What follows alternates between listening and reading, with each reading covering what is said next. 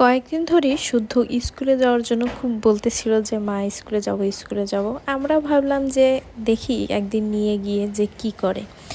তো খুব সকাল সকাল উঠালাম, তাকে উঠবে না কোনোভাবেই, এমনিতেই উঠে 9টা-10টায়। তো আজকে একটু তাড়াতাড়ি উঠালাম। স্কুলের কথা বলাতে একটু তাড়াতাড়ি উঠলো, কিন্তু সে বলতেছে যে বাবাকে স্কুলে নিয়ে যেতে হবে। তো ওর বাবা অফিসে যাবে, ওর বাবা বললো রেডি করো যে আমি অফিসে যাব, ওকে দিয়ে আর তুমি ওর সাথে যাবে, পরে নিয়ে আসবে।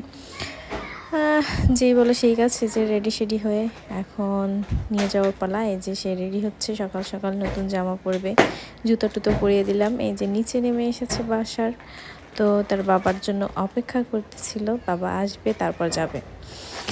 তো এখানে আমরা দুজনে কথা বলতেছিলাম স্কুলে গিয়ে কি করবে এটা সেটা। সে বলতেছিল যে স্কুলে গিয়ে বই পড়বো, খেলা করব, এটা সেটা কত কিছু।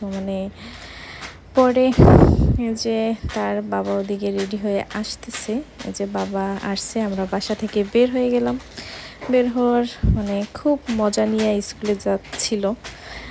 আমরাও ভাবতেছিলাম হয়তো স্কুলে গিয়ে থাকবে, খেলা করবে, বাচ্চাদের সাথেই করবে।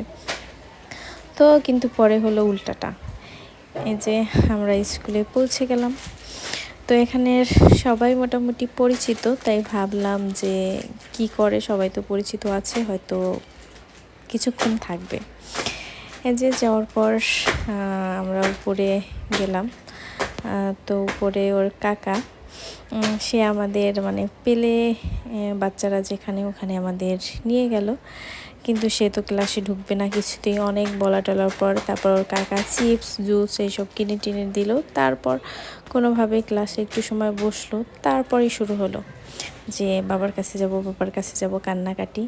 অবশেষে নিয়ে আসতেই হলো। এই যে তারপর বাসা থেকে বলা ছিল যে স্কুল শেষে তাকে বন্দুক কিনে দিতে হবে। এই যে